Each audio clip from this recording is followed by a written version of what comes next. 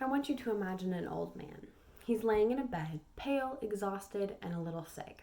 He's had 9 incredible decades with his family, but the past 3 years have been nothing but boredom and a little bit of pain.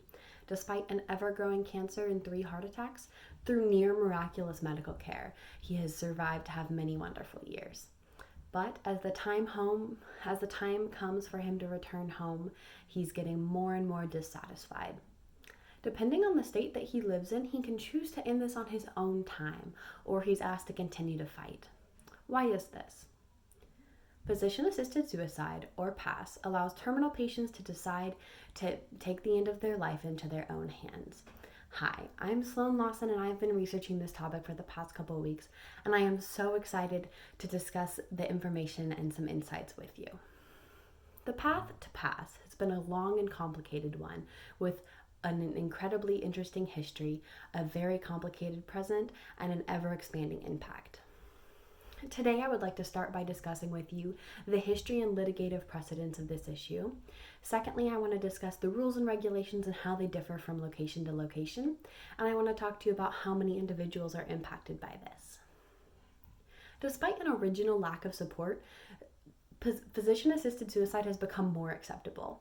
The very first Supreme Court case on this right to die was Cruzan v. Director in 1990.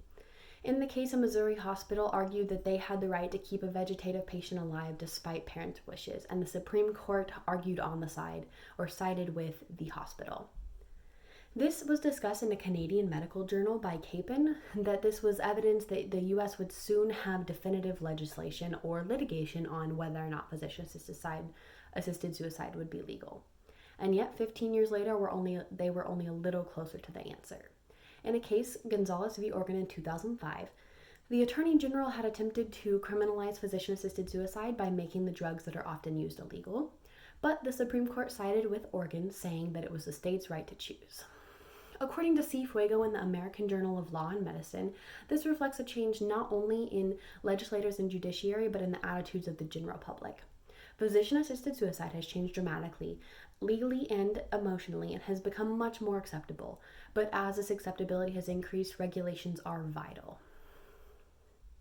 These regulations vary incredibly from state to state and from country to country. For example, in Oregon, the first state in America to allow PASS, patients must be terminal and have less than 6 months to live. This keeps rates fairly low, and even so, according to a D. Gion writing in The Lancet, 30% of the people who receive the drugs do not even take them.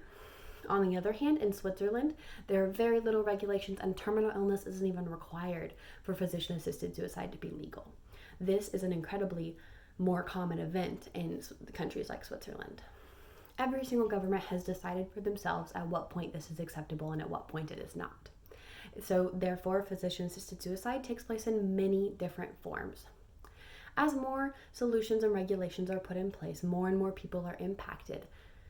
This impact is ever increasing. In America, there are 8 states in which physician-assisted suicide is legal, including Oregon, Washington, D.C., Hawaii, and Minnesota.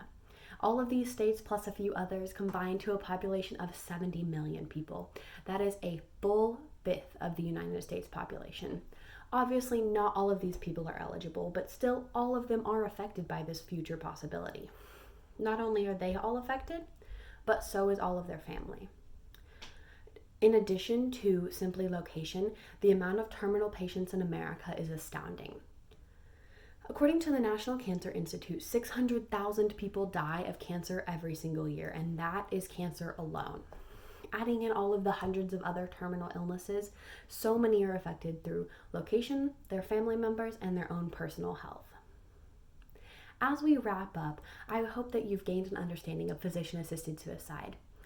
Its upcoming growth, current regulation, and past history make it an absolutely fascinating topic. It began in state legislatures and quickly moved to the Supreme Court. As it became legal, it has fascinating regulations and rules, and it affects so many. What about the fate of the old man we were discussing earlier? Well, that depends on where he lives, when he lives, and his own personal choice. Regardless of your own opinion, physician-assisted suicide is something worth thinking about and something worth your time. Thank you very much.